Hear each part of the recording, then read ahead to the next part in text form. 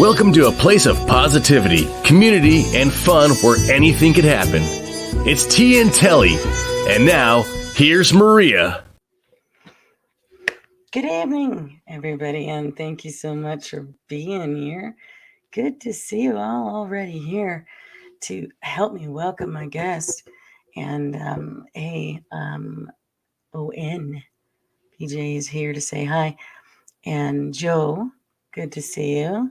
And RC Scott, good to see you. You're usually working around this time, so thank you if you are working. That you took the time to come out here.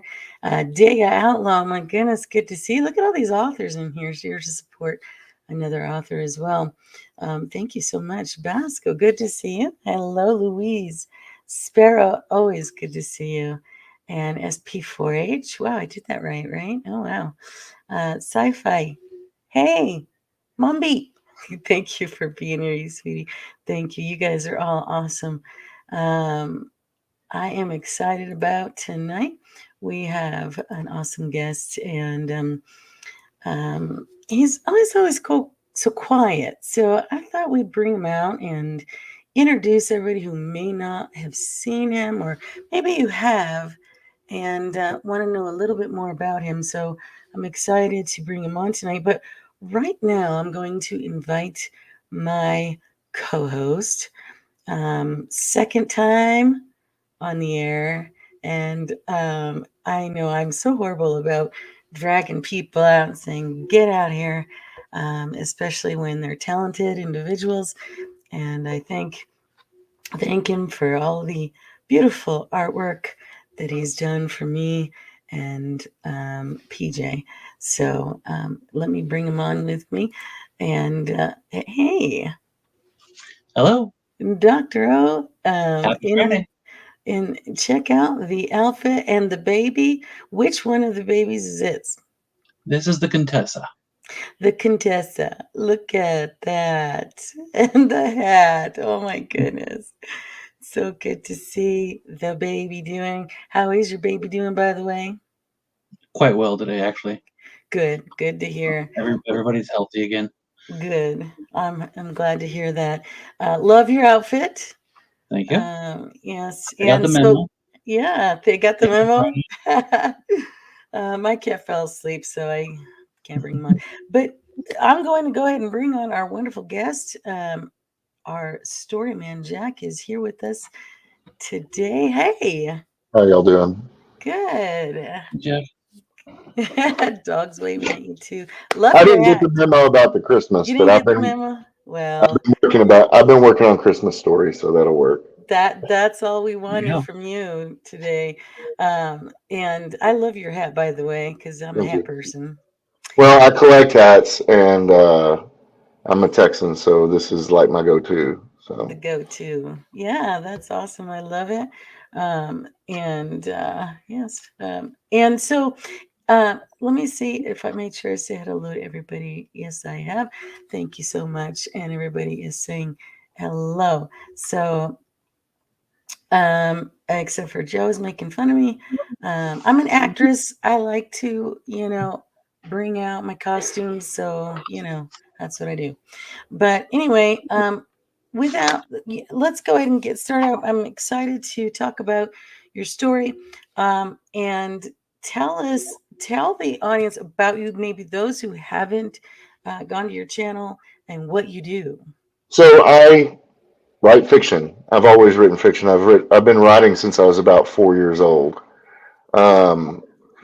In 1977, it was a week before my birthday, actually 5 days before my birthday, Star Wars was released.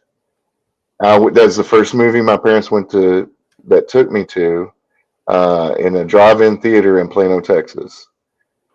All the way home, Mom and Dad said that I wouldn't stop talking about the movie and asking them how they made it. Where did it come from? What was it? And so by the end of the car ride, because back then we got to go see a movie maybe once every 5 years. We grew up in the country and we were very, very poor. So we didn't get to go to movies. We didn't get to do things like that. The next day, I begged them to teach me how to read. I was 3, and I was almost 3, and they a door-to-door salesman sold them a big, thick, golden book of Bible stories, and that's what my mom taught me to read on. I was typing at 60 words a minute by the time I was 7 years old. Wow. So I've always been writing. That's And awesome. and there was a time I went to school for it. There was a time when I spent a lot of money learning how to do something that I could have learned on my own. So one of the things I do on my channel is I try to do writing tips. I do a creation series. I not that I'm telling people the right way to do things. I just telling people what works for me. Yeah. I'm a little outside the. I don't have a hard time coming up with story ideas. In fact, when you say Christmas story, I had an idea within 15 minutes. Right. That's awesome. So I kind of live in that space. Constantly, I've got a dream journal. I've had a dream journal my entire life, just about. And I just like telling stories. I got off the whole bandwagon that I was ever going to make a living at it. So a long time ago. In fact, I'm going to do my novel on Indiegogo here in about 2 months. I'm just waiting to come up. It's going to cost me about $3,000 to get it line edited. So I'm coming up with that. And then it's going to be on Indiegogo, and I think it's going to be right around $20,000 as the level, because that's how much it's going to cost to do what I want to do. Yeah. And I'm going to do things like I've got these old-fashioned style journals, the hard leather and the old kind of paper in them, and I'm going to write the kind of the prophecy, the prophecy and spiritual stuff that the character of a monk that's in the novel has. I'm going to write that out and have that as a tier and things like that. Wow. My son has a 3D printer. We're going to print up Nice. some of the characters and give those for free as a tier, things like that. But I worked on that novel for 30 years. Wow. I have been offered by publishers to publish it, but they wanted changes made that I refused to do. So would not, like, they want the last folks, their initials are Simon and Schuster, wanted me to make one of my characters trans, and I refused and walked out. I didn't even talk to them. So I find a lot of the authors are going kind of solo because it's not the authors. Changes. Yeah, it's not the authors, it's the publishing houses. They've got all the woke people coming into HR and getting powerful positions, and they won't, unless you're a well-known author, they want to dictate terms. Yeah. And I'm just not going to do that. Just like, Disney could drive 4 dump trucks full of gold and dump it in my front lawn, and I would never sell them one of my stories. Yeah. Yeah. I mean, every writer, creator likes to definitely tell their story without it being altered, and that's important for creators. And it's nice that you're sticking with what you. My father was kind of upset with me with the Simon & Schuster thing, but I told him, I said, listen, I wouldn't even know how to write a transgender person and do them credit. It would be an insult to them, to that community, because I can't understand where they're coming from. Right. And in order to create a character, I really need to understand where that person comes from, because their identity is the basic. I understand. I don't have a problem with that, but I don't want to put it in there as a forced thing. Yeah, definitely understandable. I couldn't write about something I don't know about. So, right. Well, it's the basic premise of telling the truth, right? Yeah. You're writing fiction, and it's fiction, but you have to align yourself to universal truths. Right. Otherwise, just like if I'm going to write a story, like I have The Fall of Angels I'm rewriting right now, and I'm doing just the tips as I can get to them on how to rewrite it.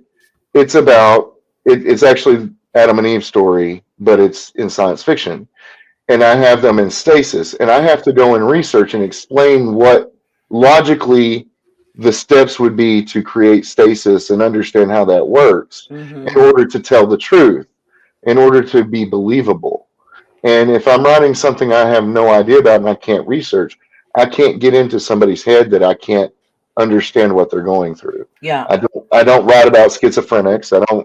I mean, I can kind of write about sociopaths, but that's because we have so many politicians out there that we can look to for examples of sociopaths. Hey, dear. But, I mean, I'm joking, but Yeah. of course, No, I know what you mean. yeah, we as writers, when you're not, you put a little bit of yourself in the characters. Uh-huh. The two basic, most important things to writing is the story and the characters, right? The characters have to be believable and true to themselves. You can't go changing them and doing things to them that isn't in their nature. Yeah. So you use generalizations for the most part, but I spent a lifetime sitting in coffee shops, at bookstores, in restaurants. My wife will be like, "What are you doing?" And I'll just be listening to these people over here talking because that's how I get dialogue. That's if you understand only how you speak to others and others speak to you, you're not going to understand dialogue from different points of view. Right. And that's the great thing about telling stories is that, for example, I'm using the Adam and Eve story as the basis of Fall of Angels. I can look at that from a secular point of view, from a religious point of view, and still see those moral truths from different perspectives. Mm-hmm. And that's what I love about telling the stories. I was on the literary criticism team when I was in high school, and I dumped and dropped out because it's the height of arrogance to believe that you know what somebody else wrote Mm-hmm. better than who wrote it. Okay. Right. And I'll tell you all the woke stuff, all the CRT stuff, it comes from literary criticism. That's its base point. Yeah. I totally understand that. And it's good to see that you are staying true to yourself, as that's what's important when you're creating. And speaking of holiday, I would love to be able to show everybody what you showed me earlier, because I'd like to show that off. It looks absolutely beautiful. And while you're doing that, PJ is saying, "Hey Doc, you look great." So, and then also we've popped the links down here for his YouTube if you're not subscribed, and also his Twitter, and yeah, I just created a Substack last week. I'm going to start putting the written versions of these stories on Substack. It'll help defer the cost. My YouTube channel, like I said, cost me a lot of money to run because I'm an IT tech. I've been doing that since I got out of the Air Force. Even though I do have a degree in language arts, it is from Oklahoma, so it's kind of an oxymoron, English from Oklahoma. But the thing is that I wanted to be a writer. I didn't want to be a teacher. I can't. It's hard for me to deal with my own children, much less other people's. Yeah. So I would rather live under a bridge than teach. But I was a tech in the Air Force, so that's what I do. Oh, nice. And so the tools I know how to use are expensive tools because that's where I've worked all my life. Mm-hmm. So that's what I use. I do the audio myself. I try to do voices. I'm getting better. If you go back and listen to like one of the first stories I did on my channel compared to one of the later stories, you can tell that I've grown. And that's what YouTube has helped me do. Mm-hmm. I want to get to 1,000 subscribers like everybody else. Mm-hmm. It's a milestone. It's something to achieve. I don't necessarily want to do anything more than for the channel to make its money back because I just enjoy telling stories. Right. I sent my novel to a few people to beta read, and they're like, "Well, I'm really harsh." I'm like, "Dude, I've been writing all my life. Okay, it's like when the first day I went in the military, and somebody's screaming in my face, calling me all kinds of names for the first time, and I'm laughing, and it just pissed him off even more. My drill instructor, And he's like, "What's your problem?" I'm like, "Unless you ball up your fist and hit me in the face, there's nothing you can say that's going to hurt me." It's good to have that because Well, I me, grew up with a father who was that way, you yeah. know, and he was authoritarian, and he's like, "I'm not your friend. I'm going to tell you what to do, and you're going to do it, or you're going to get, something." So now we're friends because I'm an adult and he's an adult, but Yeah. that's the way I was raised. And my dad was 17 years old when I was born, so we grew up together. Mm. But somebody screaming at me on YouTube or Twitter, I make fun of them and I go on. But if somebody's telling me there's something wrong with my story, I would be a fool not to listen to them. Right. Like most people in Hollywood, apparently. Even if they say it sucks, and that's all they say, I will reply, "What sucked about it? Could you explain?" Because I want to get better, and I'm not going to see everything from my point of view because I created it. My brain will fill in holes, things like that. That's why I like to set my stories aside for 6 weeks and go back to them before I rewrite them because I forget them and I'm able to fill in those holes. It's actually the outlaw version of a Stetson, but That's awesome. That's great. yeah. I do love this artwork. This artwork is awesome. Yeah, well, I use stock, and then I change things or I cut things out and move them around, but in Photoshop. But you know what? I want to pull up your YouTube so that people can take a look. So give me 1 second as I do that. I haven't paid a guy on Fiverr. What was it? I think it was like $20, and he wrote me a song for my channel, so it was pretty good. Oh, nice. Oh, yeah. I was going to ask about that. You seem to have an intro in there, and it sounds like it's original. Oh, sorry. So, Theme song. Yeah, I wrote kind of a poem thing and sent it to the guy, and he rewrote it and did the music for it, made it work right, and I kind of like it. Alrighty. So, so this is, I'm going to go dark here for a little bit because I use a dark version on my YouTube. This is his channel, and he's got some stories up here for us to listen to. And There's over 100 original stories and probably about 60 tip-like things. There's a few book reviews, things like that. I was gonna, originally my channel, I was griping about Star Wars like everybody else, and Star Trek and things. And finally, I just said, what do I do that's different? Because I'm just saying the same thing everybody else is saying, right? And I'm like, I've been writing stories all my life. I'll just attempt to put stories on here. So I did. And I'm glad you did. I think people kind of need to escape some of that, some of the, I mean, that's what I'm always saying positive on here in Tea Telly because it's just kind of an escape for everybody to get away from a little bit of the negative. So I'm glad that you are doing stories because I love stories. I love Adega's. I got his book and oh yeah, I do love too. it so much. Hey, Zach, good to see you. Yeah. We do. PJ's right.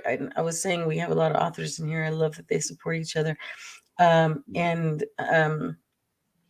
I've got Kai's book. I've got Adega's book. I buy a lot of the comics too. Raymond, just TJ's, and so yeah, just love to see Anna's the stories. Yeah, Dr. O, you were saying? I was gonna say Anna has her comic, and there's a few comic authors as well. Oh yeah, I got hers. It's an awesome comic. I mean, it's so beautiful. Yeah. And so I'm gonna play the intro if that's okay, unless I hope I don't get striked. No, you won't. You're gonna be like, hey, you YouTube really doesn't care about my stuff. I'll be honest. So that way it gives everybody an idea of what it's like here. Can you guys hear it? So Yeah. kept rolling in his grave as they destroy Middle Earth. I was filled with grief. It was time to make a stand. The social justice story thieves had forced my hand. So I had to write to fight the hacks. I'm ready all up already drowned. I'm Storyman Jack. Yeah. So Like the warning for you children out there. yeah, You're well, old enough. I don't edit language. I don't if I feel like a character needs to use an explicative, I don't edit it out. So that's really what I worry about. You know, and in adult situations that some people might not. I never censored my kid. He kind of self-censored, you know. Mhm. So, but I'm cognizant that I'm not everybody's parent, so I put that on there for them. Right. No, it's a good thing. You Yeah. know, like I So, have yeah. spy stories. I have like that Finding Harry is a story that evolved out of us seeing what we thought was a Bigfoot out at the lake. And Oh, there's nice. stories about them all the time. You know, I've got fantasy, high fantasy. I've got urban fantasy. I've got hardcore science fiction, and then a blend. Like Fall of Angels is a blend of that. So, and I'm going to be putting all the written versions up on Substack. So if you want to subscribe there, I believe I got it at the minimum, which is like $5 a month or something like that. And then there'll be extra content and stuff up there for that. Sweet. And the written version is, my wife thinks sometimes the written versions are much better than the audio versions because she can put her own voices in there, you Oh, know. nice. Yes. Yeah. So Right. We do that. it's just hard. It's a very difficult thing. I thought, how do I take a written format and not convert it to just audio, but to visual? So I use an active desktop that reacts to sound. I try to find one that's the right um, theme for whatever the story is, and then I record the audio over that so that there's something to watch in the background. But it's hard to go from a written format to a video format and keep Right. people interested. No, it is difficult. Um, And I but get a lot of views from, I mean, probably 90% of my views are from non-subscribers. oh, that's awesome. So, That clown thing is creepy. well, that was last year I didn't get to do it because I got sick and broke some ribs. Oh man. The year before I did 31 Days of Halloween and actually only made it to 21. And they're all kind of linked, and that clown is part of what links them all together. He's my version of Joker, except he's a little bit more sadistic and masochistic. So many great stories. There's going to be one for everybody, to Yeah. enjoy. So, The hey, only thing that's not on there is anything erotica. But I mean, I've got westerns, I've got noir, I've got spy, I've got comedy horror with Redneck Randy, and straight up horror, psychological horror, um, and awesome. a couple of these stories have won awards. So Really? That's yeah, great. like one of the very earliest stories I did, I tried reading Hamlet there for once. One of the very first stories is called Under the House. There's two parts to it.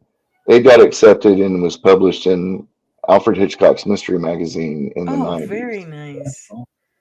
when I was a child. But, I mean, the way you used to get published is you wrote stories and sent them to magazines.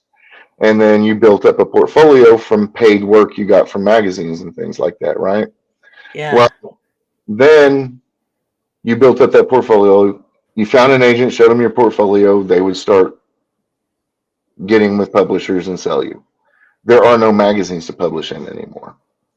So basically, if you don't know somebody, then you're not going to get published, or you self-publish, and then you get discovered that way. That's how most people get found now, is they self-publish, and then if they do it right and it becomes popular, they end up with a publishing house. Yeah. No, that's it. That's why I applaud anybody who actually gets there and actually has sales, and because it's not easy. There's so much out there. Stephen King tells the story about how he wrote Carrie, and he'd been publishing stories in magazines for years, since he's a little kid. And he still had to know somebody before he got it published. Wow. Yeah. Yeah. That's all who you know. Yep. I know. Which one is like the one that I think you mentioned this before, but the one that just sticks with you still? The one that you just poured everything into, and it kind of still. Well, if you would, there is a version of my novel that I spent 30 years writing. Yeah. There's about 10 or 12 episodes on this. It's Circles Riven. If you go to the playlist, it should have its own playlist. Circles Riven. It may not be there. Yeah, right there. It's right in the middle. Right in the middle. It's got here it is. Yeah, this that one right here. Yeah. So some of them are 40 minutes long. Some of them are an hour long. But there should be 13 of those episodes. Oh, wow. And it is high fantasy. It is elves and dwarves and bards but I have a history. It's actually a series of stories. It's 3-book series. One of them is completely written, needs to be line edited. There's one outlined and one that I have a treatment for. That's called The World Above, and it takes place on a moon called Terrene. And then the second series is called The World Below, and it takes place on the home planet, the Terran, and it is a steampunk. Like they have computers that run off steam, things like that. Nice. And it's a destroyed world, and that's the point of both of those. Is the story is God created Earth. He created elves to be bound to life, dwarves bound to the earth, and humans bound to their choice. And they were to be the moderators between the other two. Mm-hmm. And because the races were new, he set 3 angels who were aspects of dragons to watch over them. And Selene, the white dragon, fell in love with a human king. And the other 2 dragons were like, no, they can't they're corruptible. They'll corrupt her. And so they went to go remove his memory of her, and he committed suicide. So she went to hell to get him, and the King of Chaos made a deal with her that if she broke him 3 and gave him the world, that he would let her have him back. So they basically destroyed the world, and God ripped away part of the world, created the world above, and put what was left of good back up there. Wow. And then this is the prophecy of how the Queen of Darkness comes back, and the relationships of the people who were destined to take care of it. I even have a guy he's a monk. He's just a little lowly alkalite monk, and he gets chosen to be the next prophet. But God won't talk to him, and he can't figure out why. So there's that. And then he gets thrown out of the monastery because he has to go out into the world to figure it out. And so you've got an elf who is bound to the forest. He's bound to life. He was made to be bound that way because his father, who was the prince, ran away with his best friend who had a child that was half human. Oh, wow. The child, who the king named Belladonna because she's a poison to their race. And then they bound them together so that they would have to get married someday. Holy moly. And so there's a resentment. There's all this interplay. It took 30 years to come up with it all. And I it's bet. Wow. evolved over that course of time. And I've had, I don't want to name their names because they're not real happy. A couple of them are not real happy with me right now because I've called them out. But there's been a couple of fantasy authors who did listen to it and were like, you have to get this published. You But should. And I mean, in something like that, it's almost to where it sounds like if you did that, it would actually grow into something more like yeah, series, or I mean, I could see that happening. Adega here said sold. yeah, it's and I'll tell you a story. I got married when I was 26, and we had gone to high school together. And I finished the book, had 36 chapters, and it was huge. It was like the Bible. She read it and told me I needed to go back to college and do something else. So I stopped writing for about 6 years completely. You hear that a So lot. I found it on an old hard drive and reread it, and I was like, this is really good. So I started putting it on YouTube. And Good. people told me, hey, you need to stop putting it on YouTube and go get it published. So Mm-hmm. I started putting other things on YouTube instead. Good. And then I've got an idea for a novel, like I said, based on Adam and Eve, a computer AI far in the future. And I actually hint back that it could be far in the past. He controls the world. They call him Father. And he decides that he can't protect the earth from everything. So he needs to seed humanity out in the universe. Mm-hmm. So he creates the Eden Project, puts a crew on there: Adam, Eve, Lucifer, Seth, Cain and Abel, Lilith. Eve is actually the AI of the ship. And this is on my channel. I'm rewriting it right now. It's part of the tips I'm doing right now. But they go, and the thing, they're in stasis, and the ship is supposed to scan every planet it comes across. Mm-hmm. When it found one that was compatible within their means, it would settle them there. Well, it had to return to Earth because it never found anything. And it's been 3 million years. Oh, wow. And the Earth is completely changed. It's got rings. It's got 3 moons. It's different. And there are elves and dwarves and things like that on the Earth. And the Father contacts them. And you go through the story, and it basically follows Adam and Eve. Lilith is brain dead. She didn't come out of stasis. Lucifer talks the AI Eve into transferring its consciousness into Lucifer. Well, without a computer, the ship can't function, so they get kicked off the ship. Oh my Hence, gosh. they were expelled from Eden. And Holy moly, there's a lot of detail in that. That's awesome. So I go through that. And then like I said, you get to see an old idea in a totally new and different way, right? Where the beats are the same, but the details are different, and you can see the idea from a different perspective. And then you go through it, and they finally found the location where the computer father is supposed to be, and it's not there because it was actually God and not the computer. Wow. And then you get to the end of the story, and you find out that none of it was true. They were in a simulation. The AI had put them in. Oh my God. Yeah, so you can play. I love how you can play with things and do things. It's just how my brain works. And I'll sit in the shower and meditate to like didgeridoo music and stuff, and just think of these things.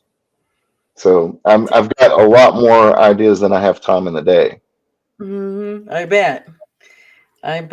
Have you ever used your dreams? Oh yeah. Oh, absolutely. I think those, I can imagine with all the things going on in your head that your dreams are just as adventurous. I know mine are. They're very, very detailed.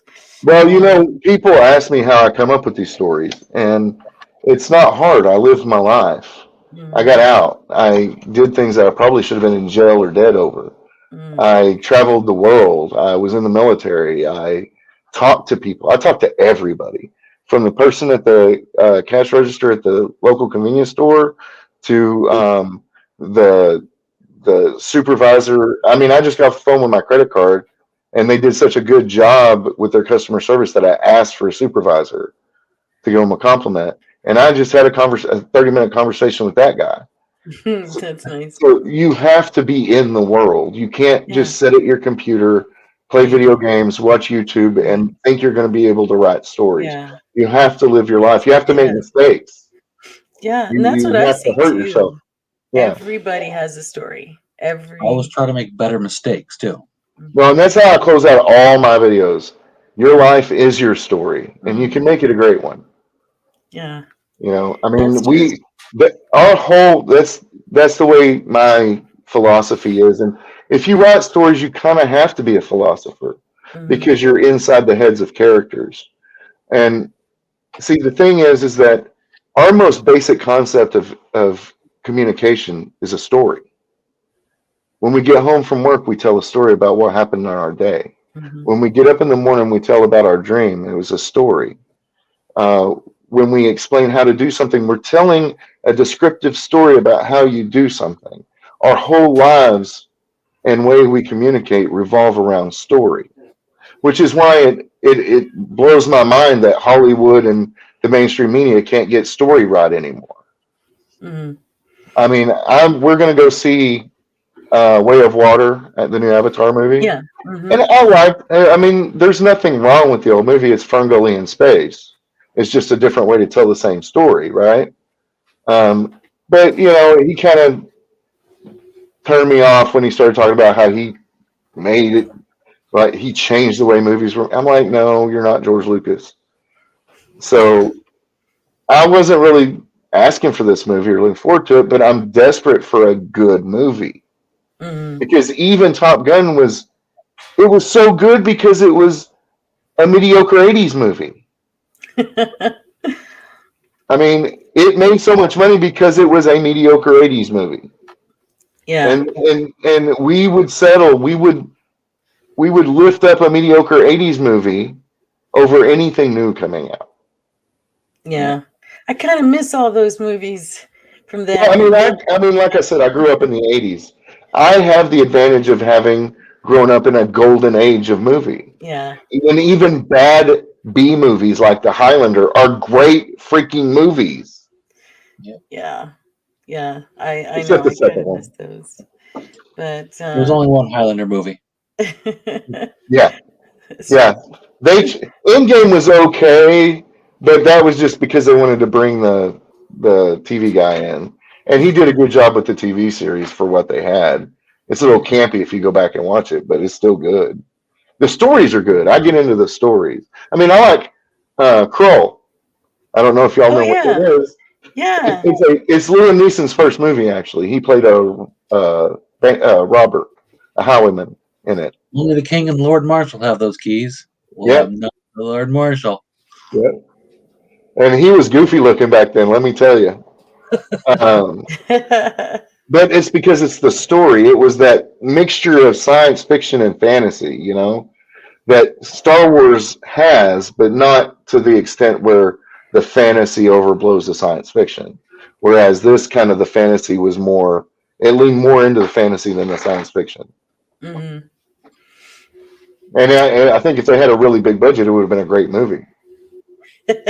Oh yeah, that's usually what I don't know. I think some people have done really well with the limited budget they have, but I think it's kind of awesome that it still does well, even if it's a little bit cheesy. That's fine because they made it work. But people have to use their imaginations on how to make something happen on a limited budget. But heck, if you have all the budget, man, it's gonna look real good. Yeah. Well, the problem is that we've got the big budget on the movies they don't know how to tell stories on. I mean, like I have like 700-800 books on Audible because I'm constantly listening to something if I'm not sitting physically reading it. And I listen to a lot of people who are completely unknown. And those are actually some better stories. There's a lot there, a lot of talent. Kind of like I feel the same way about singers. Some of the singers that are out there, I'm like, but then you hear somebody just I does it mean, on YouTube or something. They're great. so They're out there. last year for Christmas, I bought myself a guitar.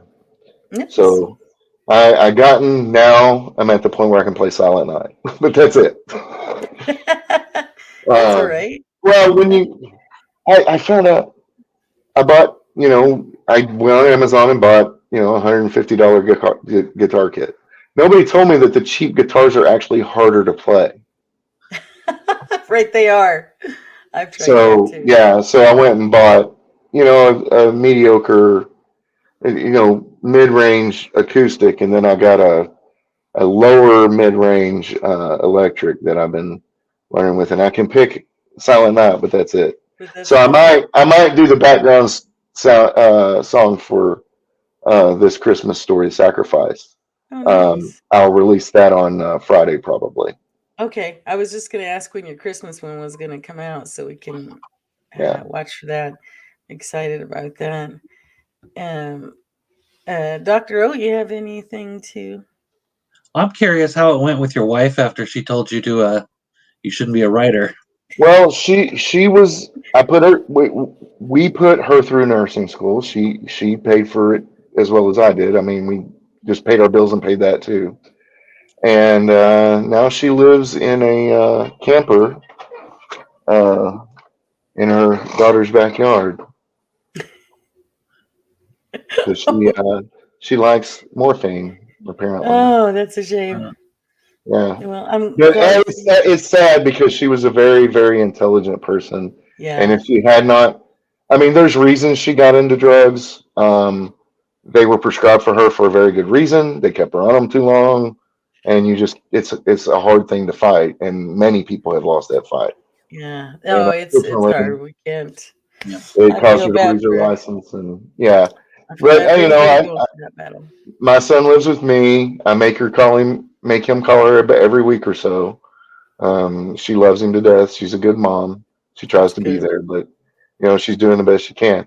That's all But we can I mean, I'm gonna have a I'm not petty, but I will have an acknowledgement page for my 3 ex-wives. do. You're a male version of an Elizabeth Taylor there. Yeah, Real yeah, quick, and Peter York, I do see your comments. I'm going to get to, we'll get to those. Sorry about that. I just wanted to say thank you to Zach's for the $5 super chat there. Thank you. Great to see you back up and around. It's been tough, I tell you. COVID really did a number on me, and I'm still trying to catch my breath, but I'm doing much better. So thank you for that because it has been difficult. So thank you for that. And trying to do this without my glasses. Sorry. And PJ has dropped Zach's channel there as well. We do support each other. And we'll make sure if you're in here and you have a channel, we'll put it down there for you to help support. But thank you so much for that $5 super chat. Always appreciate those. Appreciate every single one of my subscribers. And let me get to this real quick here. Oh, wow. You still use yeah. it. That's So awesome. when I had more time, like right now, I'm working 2 jobs because my wife lost her job. With the economy, she worked for a doctor's office, a weight loss doctor, and that's usually not covered under insurances. So they're a cash and carry company, and their patient list dropped off with the economy being as bad as it is. So they laid her off. She got another job, but she can't start it until January. Oh, So I'm gosh. working 2 jobs to pay everything right now. Very So good. my stuff has been sporadic. But what I was doing was rewriting some things and doing a story stream every Sunday and just putting 2 or 3 stories together and letting it run. And in between the stories, I was making commercials for my YouTube friends and That's nice. working with people to get them up. So, Yeah, it's always good to help each other out. well, I have Get a that done. subscription to uh, one of those media sites that you can build intros with, and it was free to make them. So I'm like, might as well do it. Have kind of a commercial. I get creative. I can write and I can paint pictures with words, but I tried drawing. I can't do it. The best I can do is trace something out, Right. copy something. Okay. I can play. I've figured out that guitar is a lot like typing, and I learned how to type on a manual typewriter. Mhm. I type right now. I type on a mechanical keyboard about 120 to 150 words a minute That's pretty good. because I touch type. And I Yeah. figured if I could remember where the keys are on a keyboard, enough Mhm. that one motion is a complete sentence, that I can learn the guitar. And Yeah. it's going. The important thing is to do it every day. Exactly. It's awesome. I love it. I want to myself still learn, and I do everything by ear, so it's gonna take me a while. Yeah. But let me see what else I was gonna say here. See what somebody had to put in there. Petey York says he's a struggling author himself. Definitely understands Yeah. that concept. I think a lot of people start out that way. Yeah. The struggle, it stopped being a struggle when I decided I was just going to write. Mm-hmm. I was just going to do it. I was just going to do it. And there's a lot of self doubt. Don't get me wrong. You're like, should I really put this up? This is kind of cheesy. You're always your own worst critic. And Yeah, absolutely. I tell people all the time that there's a lot of mediocre stories, and they're like, no, they're good. But I try to do my best. I don't, because of YouTube and the way the algorithm works and what you have to catch. If they just promoted everybody, it would be one thing, but they don't. They use the algorithm. So if you like, I've been sporadic on my stories, so I'm not going to get growth that way. So I'm just holding tight. I'm writing my stories, putting them out there, letting word of mouth do that. And yeah, you're never going to make the big bucks. You'll get, an Eric July make $3 million on a comic book, but he did it right. He built up an audience, and he did other things before he did that. I can publish it on Amazon right now for minimal money, but it wouldn't be what I wanted. Right. No. So I need to pay some good time. I've already lost probably $900 trying to pay artists to give me a cover.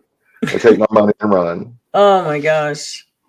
So I'm going through Fiverr now. I've cover artists who can get me a good cover done for $300. I'm going to get some character art done so that each of the fine main characters are there. I can do bookmarks and posters and stuff with for tiers and gifts and things like that. And I'll write out 5 or 6 of those big manuscripts with there's a book that keeps getting brought up throughout the story, and it's the book of the P.S. Traveler. It's a Bible basically that a pilgrim had that gets found in the first chapter, and it gets referenced throughout the story, and this is basically part of that. And I'm going to make it kind of look like that, like it's an old book that a medieval person would carry around with them. That's awesome. That would be interesting to see. You have a lot of, excuse me, awesome ideas. I'm still trying to catch my breath. I have a lot of ideas. It's just the time to get down and do the things. I wanted to make a Halloween movie, got a script and everything.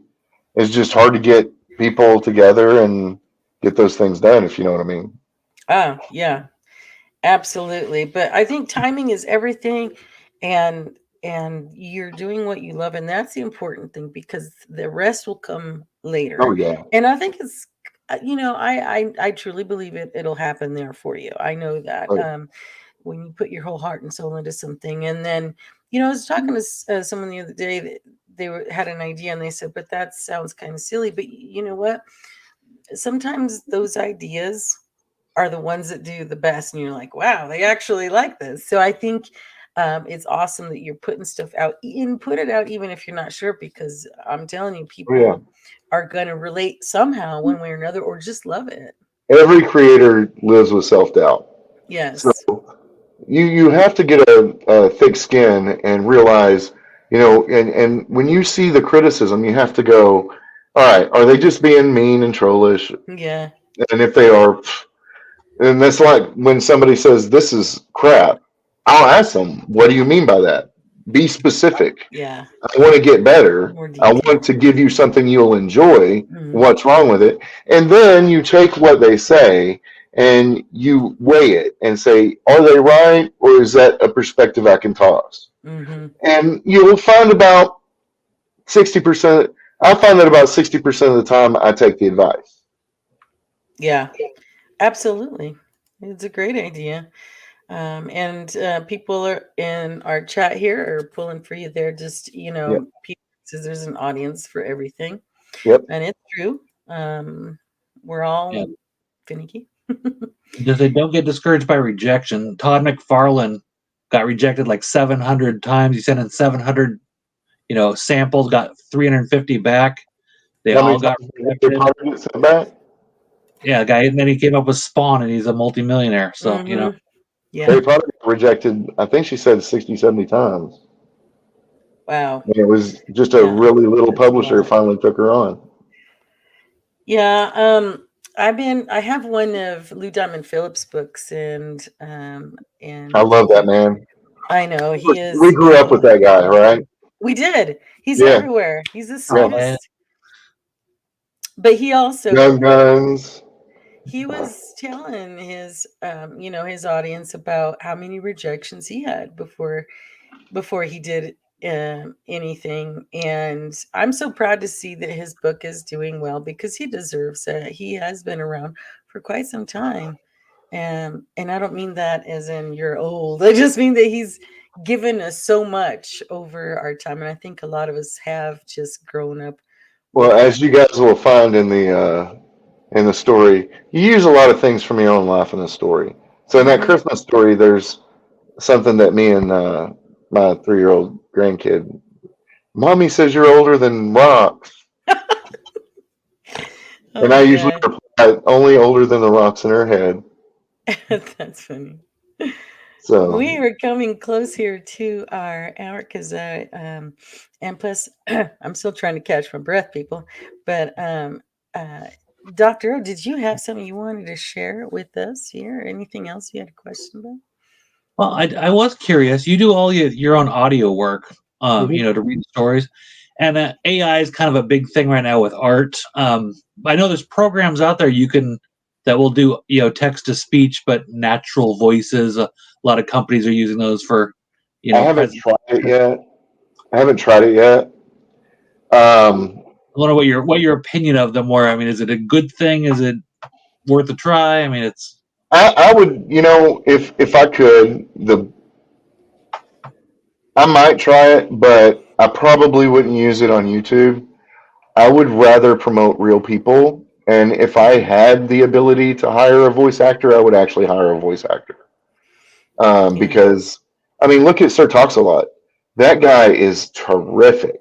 Mhm. I thought he was Irish at first because that's the first video I saw, I mean, they're very talented people. Yeah, there are. I grew up not far from Funimation.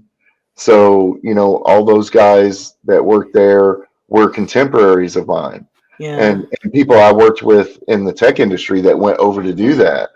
And so I would rather give real people that opportunity Yeah. because that leads them to bigger and better things. Oh, absolutely. I love listening to Adega. Oh, I mean, one of my favorite novels right now is The Dresden Files by Jim Butcher. And James Marsden, who played Spike on Buffy, reads those, but it would not be as popular as it is without him. right. In Ah, fact, I love those. I think book 12 or 13 called Ghost Story, they used the guy that played Lionel Luthor on Smallville to read that one because James was doing the bomb movie. What was it? He played Piccolo in Dragon Ball movie, and that book came out at the same time that movie was being made, so he had to use somebody else. Well, 2 years later, they redid the book with James Marsters because nobody was buying it. Oh gosh. Wow. So But then, I think sometimes it works out best, in that, and you're like, man, they were spot on for this. So it works out best. But we have a lot of talented people, even in our community, like Brightest Day, when he does his yeah, voice is awesome, in our community. So I'm sure all that my must bad be guys. I'm like George Lucas. All my bad guys are British. So Well, I know that's good. in England, a lot of shows continue on as audio dramas, right. old time radio, but it's you buy a I've written down. one of those, a War of the World style audio drama, and I was going to get some YouTube personalities to help me with it and put it Uh-huh. out there on somebody else's channel. But nobody has the time to do it. It takes so long, and you really have to have a crew in house together. It's really something that would be Yeah. difficult to do online. Yeah, it would be. It'll work out here. Oh yeah, Um, but I'm so glad that you shared with us. I think besides YouTube, this is my first time actually seeing you uh, on on here, so it was nice to do yeah. that. And I've gotten to where I'm so busy and there's so many people coming in and out that I mean, there's 8 people that live here. So wow, me and my wife, yeah, my son, her son and daughter, her daughter, and her husband, their 2 kids, and my other stepdaughter. that's a So that's a busy house. oh yeah, oh yeah. So and then I sleep during the day and everybody else is up during the day. Oh gosh, that's even Yeah, harder. Oh yeah. my So gosh. it's not done unless it's at the middle of the night. PJ is saying I think it's a requirement for this stream to have headwear. Yeah, yeah. Yes, they got to. I love headwear and any other wear too. And I wanted to show this off and the wonderful um, There we go. thank the wonderful Netter and Troy for my up down button. Um, I'm so proud of it and happy to have that. And so, yes, thank you, Netter and Troy, for this lovely gift. And also, please subscribe to Jack. Make sure you do that. Dr. O doesn't have a channel, but I'm sure at some point maybe we'll talk him into something. Yeah. But also, I didn't announce this too much, but I have memberships now. Thank you for those who did join, and when you do join, you're a official Taco Cat. Yep. Taco Cat. But so I'm excited to hear your Christmas story coming up because I'm all about the Christmas And music and the I wouldn't movies. even have it. I wouldn't even have it without you. I wouldn't even consider writing one. But you said something, and then something else happened. That's usually how story ideas work, right? Right. You're thinking about something, and then something over here comes in and hits it, and you're like, "Oh, story!" Like for example, I have a post-apocalyptic story that I was watching a thing on the Yellowstone volcano on History Channel, and then I read something on the Carrington event, which was a solar flare that caused an EMP. I mean, it hit so hard that telegraph wires had lightning go down their lines. Oh wow! Yeah, it would have wiped our entire infrastructure off our entire planet if got hit by that. By that, Now, yeah. Um, so I thought, what would happen? So I did some research and I found out a big enough solar flare would reflect off of the tectonic plates and cause almost every volcano on Earth to erupt. Oh my gosh! So Yeah. that's what happens in the story, and In the that's story. yeah. Nice. That's awesome. Well, I'm glad. I'm glad that I kind of put something in there. It makes me feel kind of useful. You inspire apocalyptic thoughts, Miranda. I know, right? Our Christmas story will probably be the first one that doesn't have the little disclaimer in it that it's not for children. And although I think I do curse in it, I say damn, but that's it. And he even notes that here I am cussing in front of a child. But So it's a grandfather and his grandson, and that's where we start. That's awesome. I'm excited to see that. So hopefully all of you subscribe so we can catch that. Make sure you follow his Twitter because I'm sure he'll be announcing it there as well to remind us all to watch that. Absolutely. But I'm so glad you spent some time here with us here on Tea Telly. My co-host, Dr. O, thank you so much for having the time to come here as well. I know you were Happy to be busy. here. And do you have anything else you want to give the information to us for, Jack? Anything that you want to promote, put out there, Jack? Well, I am going to put this on Friday when I upload the story. The written version will be on Substack. Just go to Substack and look up Storyman Jack, and then you can find me also on Facebook and Twitter. Yep, I put those up there as well, and I hope that that people start talking about your story. I'm sure they will. Yeah. I'm excited to finish the rest of the stories because there's a lot there. So thank you so much again. And Doctor, anything you want to say before we part? Just thanks for showing up, Jack. This has been awesome. I love the way that when you need something, you just hunker down and do it. You need a prop, you do it. You need to do audio, you just do it. That's a great attitude. Yeah, the only thing I don't do is the art, and I tried. So, but yeah, I use the earlier stories didn't have background music. Mm-hmm. And then some of the middle stories have some, but it might be too loud. You might have to adjust it. Mm-hmm. But now I'm still using the YouTube music, but I'm learning to play guitar so I can do my own. Very nice. And I've always wanted to learn guitar. I mean, who doesn't? I know. It's cool. I had And it's actually pretty affordable nowadays. Mm-hmm. I mean, although my son says it's my midlife crisis, I'm just buying guitars instead of guitars. So. No, I think, as humans, we constantly want to learn all the time. I do. I do. So, yeah, go for it. Well, thank you again. PJ rooting me on here. Jack is such a nice guy. I try. And yes, thank you, PJ, for joining us. And everybody else, Zax and Adega, Alicia, thanks for being here as well. PD York, everybody who showed up here. And the super chats and everything. So you guys are awesome, but I gotta go rest my voice. So enjoy your evening. Have a wonderful evening, Jack. Thank you again, and Dr. O, for joining. You guys be good to each other, and have a great holiday. If I don't see you, because you're going to be with your friends and family, and I'm procrastinating here because I'm trying to find my button. Get my button. Great weekend, everybody. Yeah. Thanks all, and enjoy your weekend.